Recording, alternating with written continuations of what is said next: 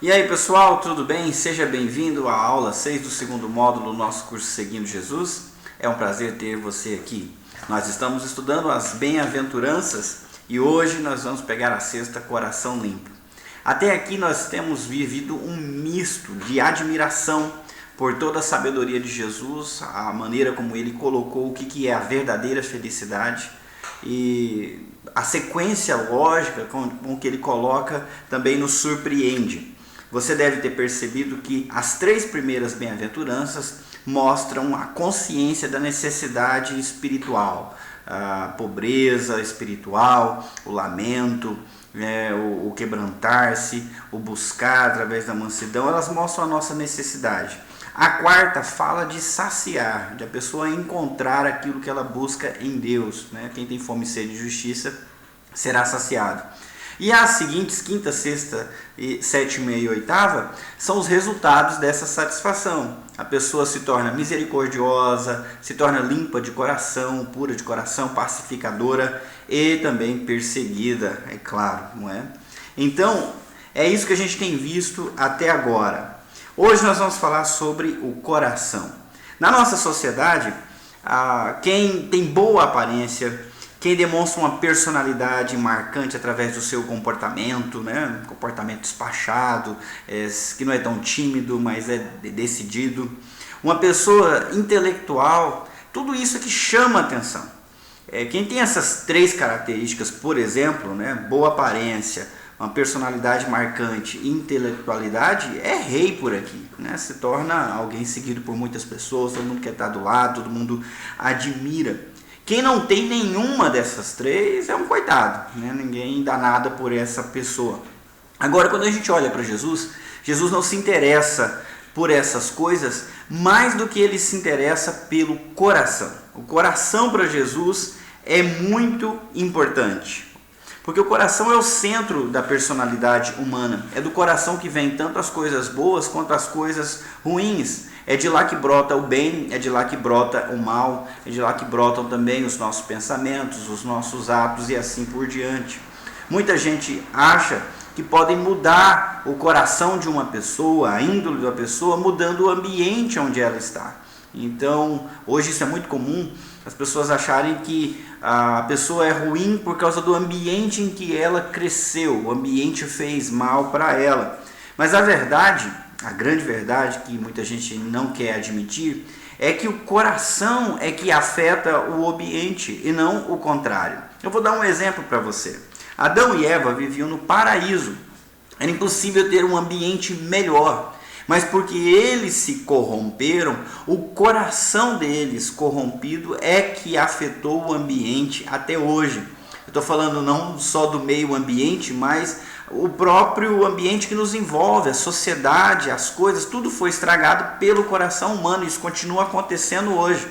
A sociedade aí fora, ela não é um objeto, um ambiente criado do nada. Nós criamos ela. O coração humano cria a sociedade do jeito que ela é. Então tudo que está ao nosso redor é resultado do trabalho do nosso coração, da direção do nosso coração.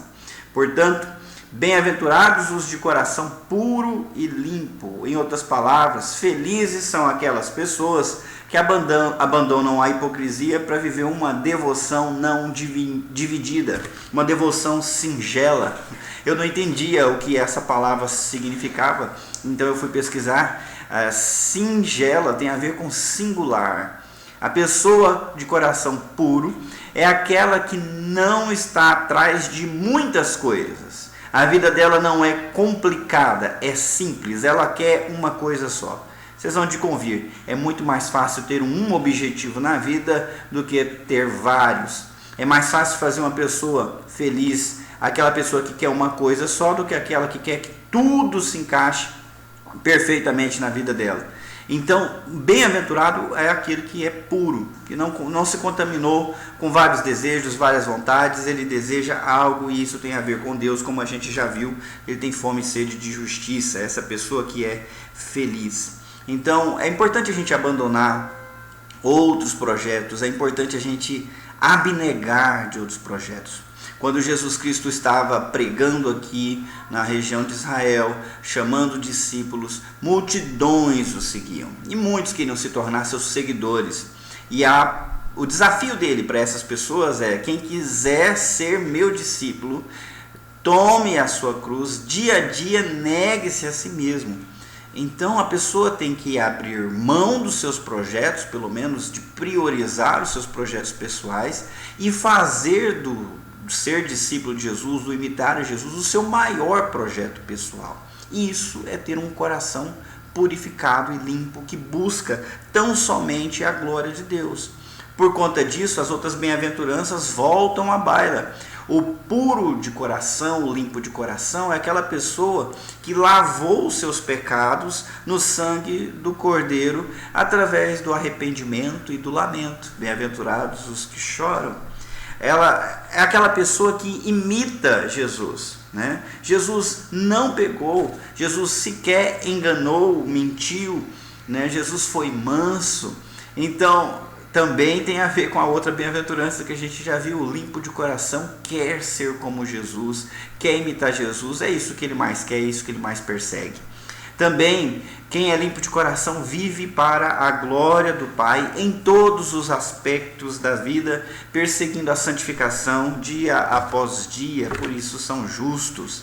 Olha que coisa interessante, não seria muito mais fácil se você só tivesse a vontade de glorificar a Deus em tudo que você fosse fazer, em tudo que você pensasse, em todo o seu projeto, que você não fosse dividido entre o teu desejo pessoal e o teu desejo de adorar a Deus, que você conseguisse juntar tudo numa coisa só e viver por uma coisa só?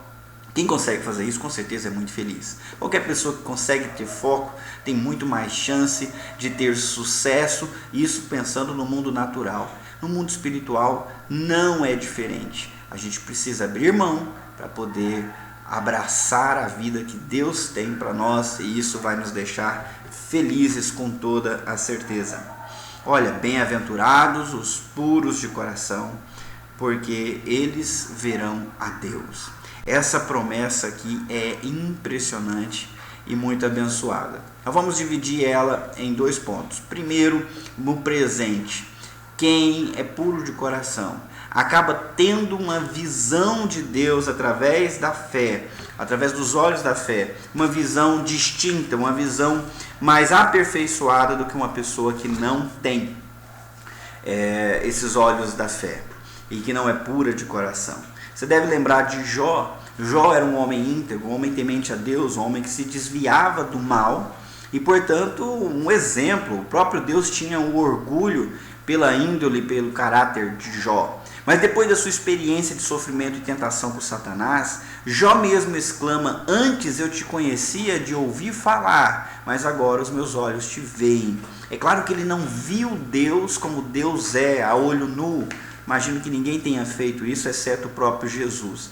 Mas a compreensão e a percepção de Deus que ele teve com esses olhos da fé fez ele enxergar Deus mais próximo do que Deus é e menos do que ele imaginava. Quem é puro de coração tem cada vez mais uma visão mais adequada de Deus, e isso é maravilhoso. A promessa também tem a ver com o futuro.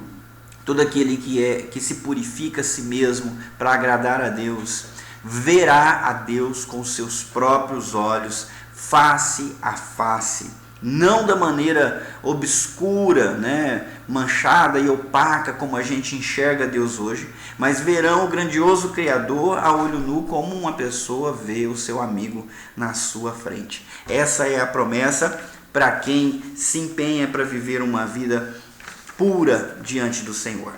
Os textos dessa semana fizeram você visitar Mateus, Jeremias, mostrando como que o coração do homem é a fonte de todo o mal. Às vezes a gente está preocupado com o externo, está preocupado com o nosso comportamento, com o que a gente fala, com o que a gente faz com as nossas mãos, não tentando sujar as nossas mãos com nada errado, mas o fato é que a preocupação primária tem que ser no coração. É lá que a gente tem que trabalhar para ser puro, antes de ser puro por fora.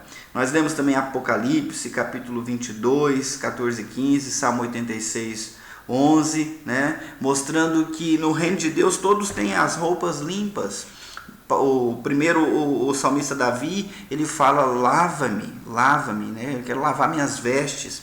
E no Apocalipse mostra que o povo de Deus, no reino de Deus, eles têm roupas brancas e alvas porque lavaram no sangue do Cordeiro. Então, uma vida limpa, isso simboliza pureza, um coração puro, ou pelo menos purificado por uma vida de fé e de dedicação ao Senhor Jesus Cristo. Vocês também leram João 6, 46, 1, 18 e 14, 9, né? E todos esses textos falam de ver a Deus, falam que Jesus viu a Deus, que nós veremos a Deus, né? E isso é algo que a gente devia pelo menos tentar imaginar. Me responda, como que você imagina Deus? Como é que é essa história na tua cabeça? Verão a Deus? Que tipo de experiência será esta conforme a tua imaginação hoje? Será que algo é bom? Que é algo bom? Será que é algo ruim, né? Você leu também 1 Coríntios capítulo 13, versículo 12, 1 João 3, 2, Filipenses capítulo 2, 12 a 13, Filipenses 1, 6. Todos esses textos tentando te ajudar a descobrir como ter uma vida de coração limpo. E eu queria falar um pouquinho mais sobre isso antes da gente terminar a nossa aula de hoje, ok? Como que você faz para ser limpo de coração? Quais são as possibilidades? Vocês vão discutir isso em grupo daqui a pouco. Como buscar viver com o coração puro, né? Como purificar o coração das impurezas que estão lá dentro. Muita gente pensa que para ser limpo basta evitar as contaminações do mundo. Só que Jesus mesmo alertou os religiosos hipócritas da sua época, dizendo que não basta limpar o exterior do copo ou do prato, você tem que limpar o interior do prato e do copo para ele ser limpo de verdade. Eles cometiam um erro, eles cuidavam muito do seu comportamento externo, dos lugares onde eles estavam, e cuidavam pouco do seu comportamento interno, das motivações, das intenções do seu coração. Por conta disso, eles continuavam imundos, continuavam impuros. Você não deve cometer esse erro, tá bom? A gente costuma acreditar que o ambiente contamina o nosso coração. Mas, na aula, durante a semana, foi afirmado que o coração é que contamina o ambiente. Você concorda com isso? Caso não concorde, pense o seguinte: como que o ambiente veio se tornar contaminado? Como que a sociedade veio se encher de tanta desonestidade, corrupção, pecado, violência, injustiça e maldade? Tudo isso que nós vemos fora é resultado do que nasce dentro do coração do ser humano. Então é o coração que suja o ambiente e não o contrário. Agora, na tarefa de limpar o coração, há dois grandes agentes. O primeiro, evidentemente, é Deus. Limpar o coração é uma tarefa espiritual dificílima, que não dá para a gente fazer sozinho. Deus precisa agir, Deus precisa limpar, só Deus tem acesso ao coração, só Ele entende o nosso coração, né? E o próprio Deus em Jeremias fala: enganoso é o coração do homem, quem o conhecerá? E ele responde a pergunta que fez: eu, o Senhor, esquadrinho o coração. Deus compreende o nosso coração, conhece o nosso coração e é quem está habilitado para purificar, lavar e transformar as próprias intenções do nosso coração. Ninguém mais pode fazer isso. Só que você não deve ouvir isso e pensar: que bom, então eu vou esperar Deus fazer isso na minha vida. Porque tem a parte de Deus e tem a nossa parte também. E a nossa parte é muito importante. O salmista Davi nos dá um exemplo. Salmo 51, versículo 10, ele ora: cria em mim, ó Deus, um coração puro. Ele quer, ele deseja e ele busca. O papel de quem quer ter um coração limpo é buscar esse coração limpo naquele que pode purificar o seu coração através da oração. Você ora para ter um coração limpo? Esse é o incentivo que eu quero dar para você nessa semana. Ore por isso, busque isso com toda a sua intensidade, com toda a sua vontade. Uma outra instrução está em Tiago capítulo 4, versículo 8, o autor convida os cristãos dizendo: aproximem-se de Deus e Ele se aproximará de vós. Limpem as mãos, vós pecadores de coração, de mente dividida. Então, há uma parte que nós podemos fazer. Começando de dentro até para fora, nós precisamos tirar, evitar, jogar fora tudo aquilo que nos contamina ou que intensifica no nosso coração essa contaminação. Nós somos chamados a fazer a nossa parte. Não manter distância de Deus, mas se aproximar cada vez mais. Deus é a luz, e quando a gente está longe dele, a gente não percebe sujeira. Mas quando você vai se aproximando, a luz dele vai revelando a sujeira, e aí surge a oportunidade para você lavar, corrigir, mediante a palavra de Deus e a obediência a essa palavra, e sendo transformado em uma pessoa mais limpa e mais pura. Por último, Colossenses capítulo 3, versículo 5, o apóstolo Paulo fala: façam morrer, pois, tudo que pertence à natureza pecaminosa de vocês. Há hábitos que contaminam o nosso coração, que alimentam essa parte ruim do nosso coração, e nós devemos evitar. Devemos fugir de tudo que é aparência do mal, tudo que nos faz ficar mais fracos espiritualmente, todo o entretenimento que não nos fortalece diante de Deus e assim por diante. Se a gente não evitar essas coisas, a gente nunca vai descobrir o que é um coração limpo.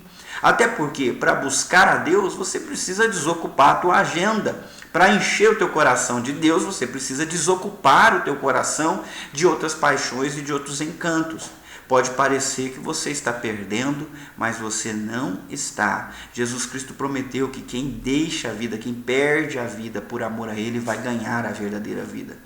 Por outro lado, quem ama as suas coisas, quem ama satisfazer os desejos, todos os desejos do seu coração, agora vai acabar perdendo a sua vida em sua essência e a vida eterna.